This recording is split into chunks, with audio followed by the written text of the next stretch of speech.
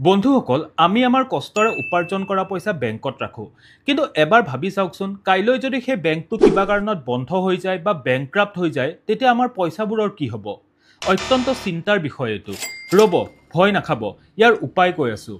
এটা Indian bank যেতিয়া লছত যায় বা বন্ধ হৈ যায় তেতিয়া আৰবিআইৰ ডিপজিট ইঞ্চুৰেঞ্চ স্কিমৰ ফালৰ পৰা সেই বেংকটোৰ সকলো একাউণ্ট হোল্ডাৰক আপ টু 5 লাখ টকা পৰ্যন্ত ইঞ্চুৰেঞ্চ এমাউণ্ট দিয়া হয় অৰ্থাৎ আপোনাৰ বেংক একাউণ্টত যদি 10 লাখ টকা আছে 10 লাখ নহয় 20 বা 25 লাখ টকা থাকিলেও ডিআইএছে কিন্তু আপোনাক কেৱল 5 লাখ টকাৰহে ইঞ্চুৰেঞ্চ কভাৰেজ দিব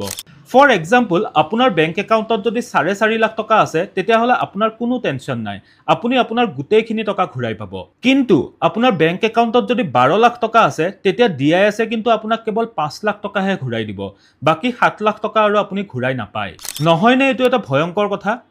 কিন্তু ধৰি লওক আপুনি যদি সেম বেংকত দুটা একাউণ্ট খোলে তেতিয়া কি হ'ব আপুনি সেম বেংকত দুটা চাৰিটা ছয়টা বা মাল্টিপল একাউণ্ট খুলিলেও সেই আটাইবোৰৰ টোটেল বেলেন্স ক্যালকুলেট কৰি ডিআইএছে আপোনাক কেৱল 5 লাখ টকা পৰ্যন্তহে ইঞ্চুৰেঞ্চ কভাৰেজ দিব তেনেহলে ইয়াৰ পৰা বাচিবলৈ আমি কি কৰা উচিত চাওক আমাৰ যদি মাল্টিপল একাউণ্টৰ প্ৰয়োজন হয় বা 5 লাখ টকাৰ ওপৰত পইচা জমা থব লাগে তেনেহলে আমি বেলেগ বেলেগ বেংকত একাউণ্ট খুলিব লাগে যাতে আমি ইঞ্চুৰেঞ্চ কভাৰেজ বেছিকৈ পাওঁ আৰু আমি আমাৰ পইচাখিনি খুতে মুলে ঘূৰাই পাওঁ ভিডিওটো ভাল লাগিলে সকলোৰে লগত শেয়াৰ কৰি দিব